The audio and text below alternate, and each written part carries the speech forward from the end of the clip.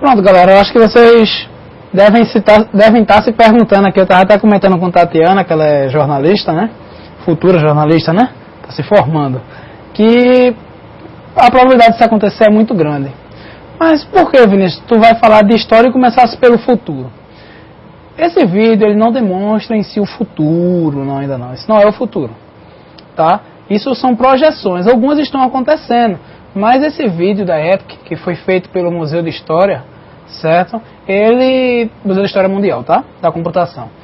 Ele tenta fazer um sensacionalismo do que pode acontecer. E tudo isso só pode ser feito por conta de um passado que houve. Então vamos lá, Billy, para o nosso slide, para que a gente possa começar a falar. Primeiro, o que é a computação, né? Que a gente vai falar da história do computador, eu tenho que dizer o que é computação. É a capacidade do ser humano tem em calcular a quantidade nos mais variáveis modos, tá? E de fatores que são possibilitados através da matemática e da lógica, tá? Nos primórdios da matemática, eles usavam os dedos, né? Até hoje muita gente ainda usa o dedo para calcular, né? Eu mesmo ainda uso em várias vezes. 5 mais 5 eu faço 6, 7, 8, então todo mundo ainda utiliza, tá? Mas aí nos primórdios era utilizado para fazer isso. E uma das primeiras ferramentas, tá, que foram utilizadas é o ábaco, tá? E ainda muita gente usa o ábaco hoje em dia. Ela foi a primeira ferramenta conhecida para a computação, tá? Cálculos matemáticos, como eu falei no outro slide. Ela é atribuída aos habitantes da Mesopotâmia, certo? Em torno de 2400 a.C. O seu uso original era para desenhar linhas na areia, certo? Com rochas.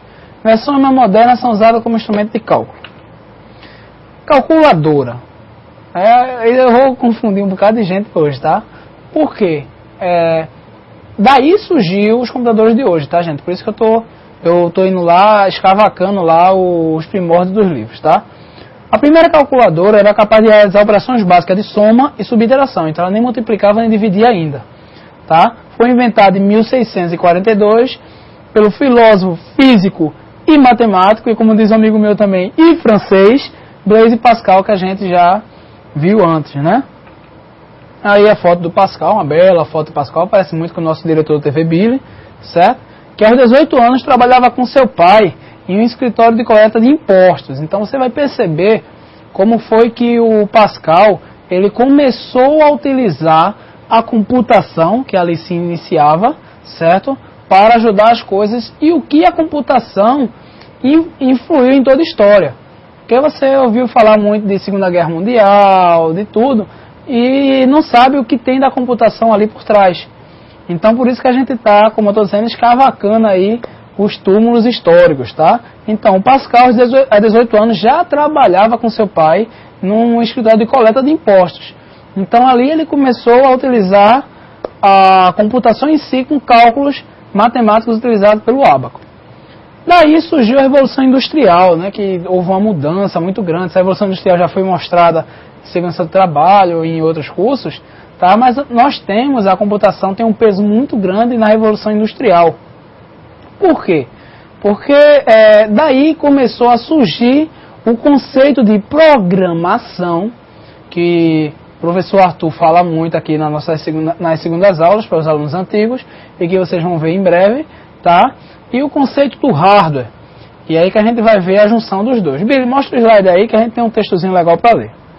Em 1801, tá, gente? É muito tempo atrás. Durante a Revolução Industrial, o Jacquard, que era um mecânico francês, inventou um tear mecânico, que era controlado por grandes cartões perfurados. Aí tem um cartão perfurado, tá? Que foi aí onde o nosso professor Arthur começou a programar, certo? Ele que é uma pessoa bem antiga, certo? Ele começou a programar furando cartão. E as máquinas de tear, para quem não sabe o que é um tear, é uma máquina de tecidos, tá? Para fazer tecidos. Então, na Revolução Industrial, lá na França, tá? Ele inventou um tear mecânico que era controlado por cartões perfurados, certo? A máquina ela conseguia produzir desenhos bonitos no tecido, certo? Que nós temos hoje, como aqui o nome é Tebrax, como outros, certo? Temos também aí uma foto aí de uma linha de produção com teares mecânicos. O sucesso foi tão grande que durante a Revolução Industrial o Jacquard quase foi morto.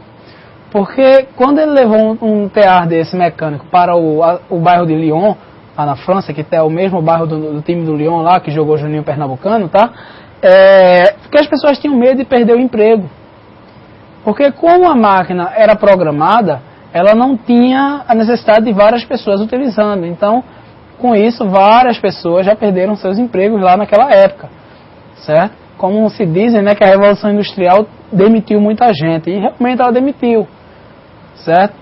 E em 7 anos, já haviam 11 mil tear mecânicos operando na França.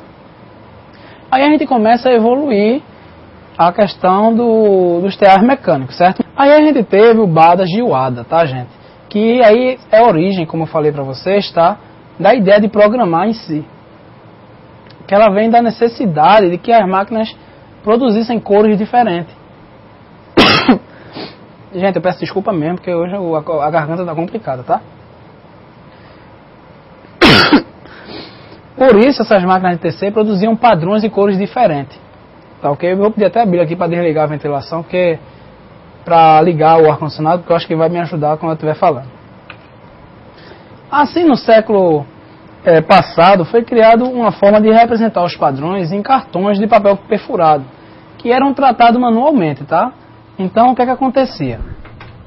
Mesmo com os cartões perfurados, ele era tratado cada um de uma forma diferente. E entre 1752 e 1834 foi inventado o tear mecânico, com a leitora já para reproduzir os cartões perfurados.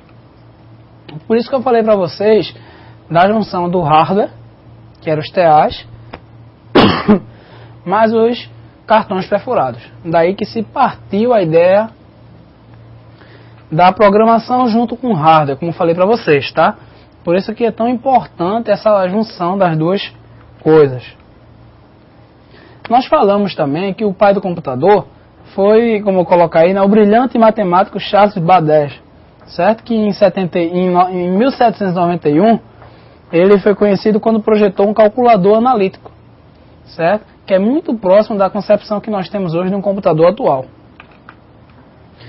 Foi com Charles que o computador moderno começou a ganhar forma, certo? Através do seu trabalho no engenho analítico. O equipamento, apesar de nunca ter sido construído, certo? Ele sempre teve os problemas para construir, dali já passou a se ter a ideia da funcionalidade de um computador moderno.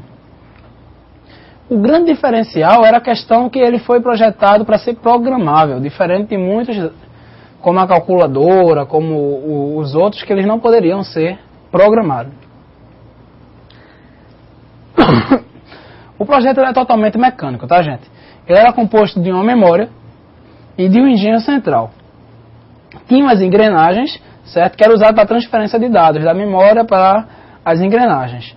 E dispositivo de entrada e saída de dados, tá? O calculador utilizava os cartões perfurados e eram automáticos. Aí veio a máquina de perfurar cartões do Hollerith, certo? Por volta de 1890, foi responsável por uma grande mudança na época de processar os dados do censo. Tem uma coisa bem legal aí, que é a questão de quando ele fez essa máquina, era usado um grande tempo para se poder obter o censo lá nos Estados Unidos. E após essa máquina dele, esse tempo foi reduzido drasticamente. Como eu falei, ele inventou uma máquina capaz de processar os dados, certo? Ele lia os cartões perfurados. Então, auxiliou muito no censo de 1890 nos Estados Unidos, essa máquina de perfurar cartões do Hollerith. Essa parte eu já falei aqui, né? Os dados do censo de 1880 foram processados manualmente e levaram 7 anos. Só para você entender aí, ó, a diferença de quando o computador foi utilizado, quando a computação, a informática em si, como eu falei, ela foi utilizada, certo? Quando ela não foi utilizada, durou 7 anos. E depois, com os cartões perfurados, ele foi processado em 2 anos. Então, aí você já começou a ver que ele e sua equipe já houve um upgrade no ganho de tempo. Então, a partir daí, começou a ganhar importância a computação em si. Mais tarde, certo, o Hollerith fundou uma companhia, certo, em 1924, que era chamada International Business Machines, ou IBM, como ela é conhecida hoje, tá? Então percebam aí que por conta desse passado nós temos hoje belas máquinas no futuro, né?